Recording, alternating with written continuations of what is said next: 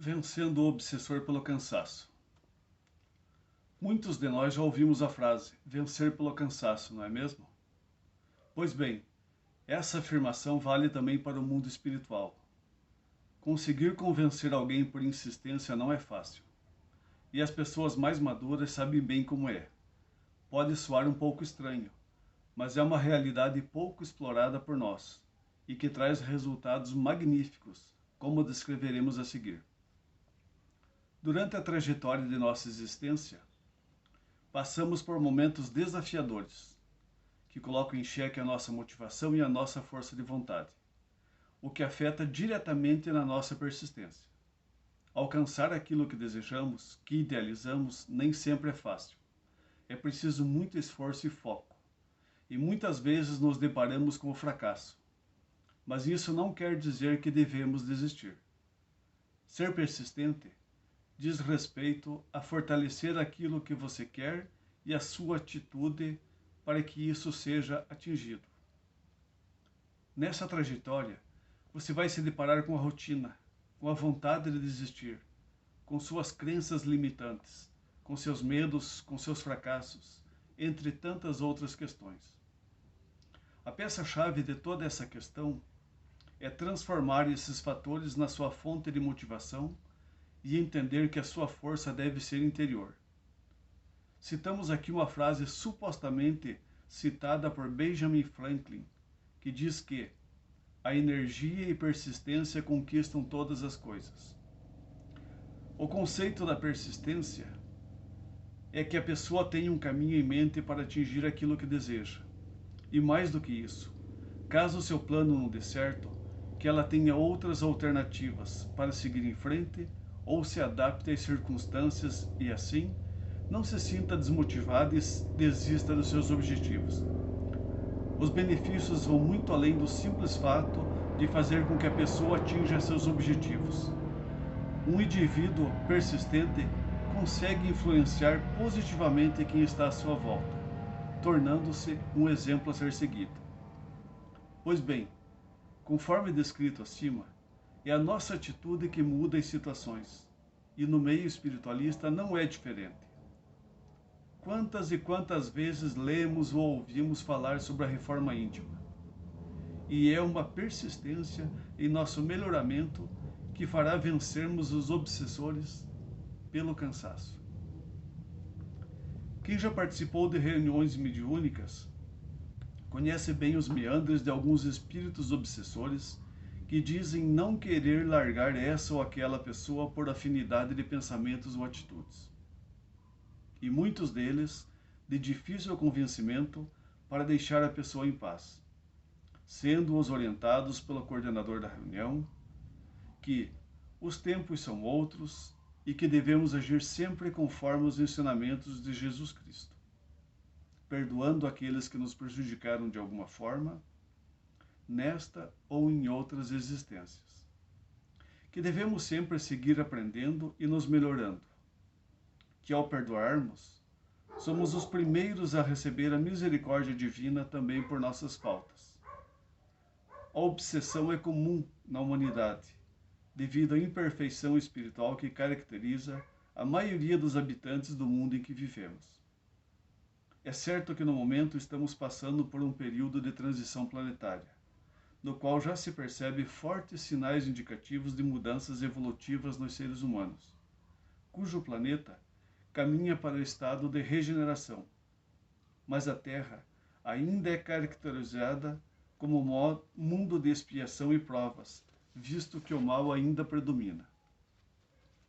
Podemos dizer que a obsessão é caracterizada como uma epidemia antiga, ocorrendo desde os tempos primórdios, que alcança milhares de pessoas em todas as partes do planeta. É uma enfermidade que, para ser erradicada, necessita da melhoria humana, especialmente a de cunho moral.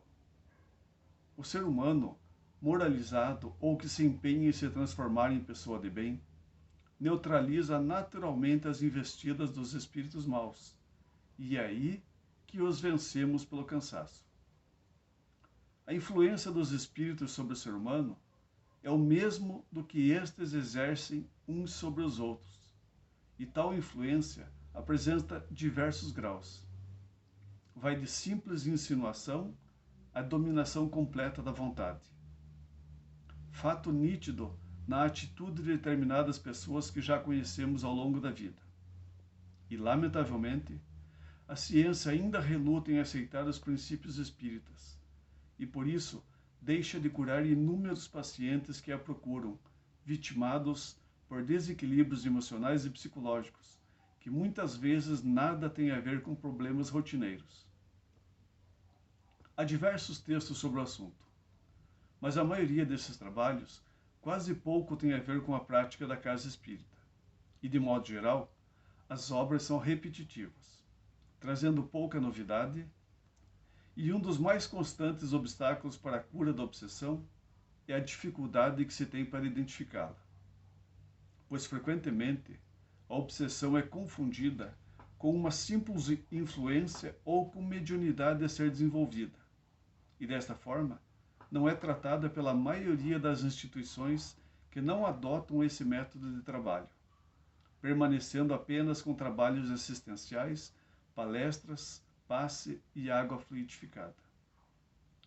Há casas espíritas que, ao depararem-se com o obsidiado, tomam como primeira medida colocá-lo num curso doutrinário, crendo que o estudo da doutrina modificará o encarnado e, por consequência, o obsessor se afastará.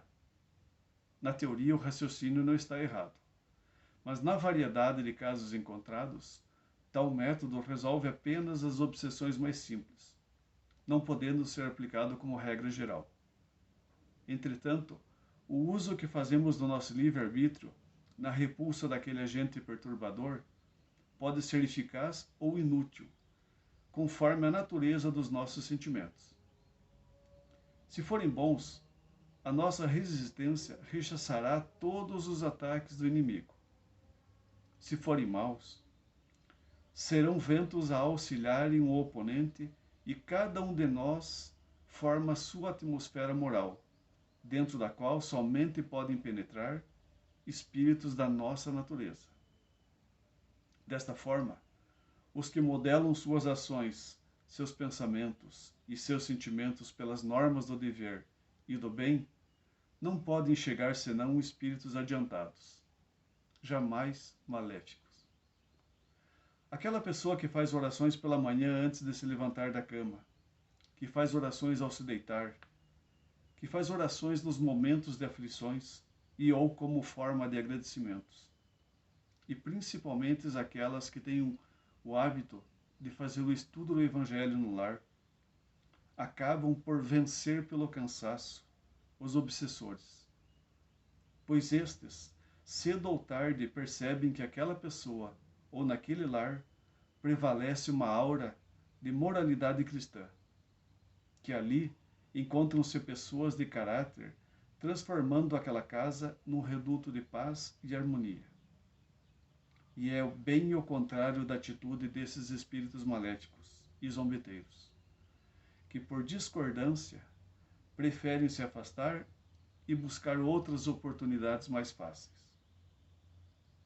Seguramente, cada casa espírita possui uma estrutura física e humana, mas que nem sempre permite que um trabalho de desobsessão possa ser realizado na sua plenitude. Porém, quando a boa vontade e a seriedade estão presentes, bons resultados não faltarão. Esse artigo, de minha autoria, foi publicado no jornal O Clarim, da cidade de Matão, região de São Paulo, em julho de 2021. Uma boa reflexão sobre os obsessores, sobre como vencê-los, como afastá-los de perto de nós ou de perto de nossa casa. A oração é o principal meio para conseguirmos isso. É através da oração, é através do estudo do Evangelho, que atraímos para perto de nós e de nossas casas os bons espíritos, os espíritos de luz. E, consequentemente, os espíritos maldosos acabam se afastando, cedo ou tarde vencidos pelo cansaço. que reflitamos sobre nossas atitudes. Que assim seja.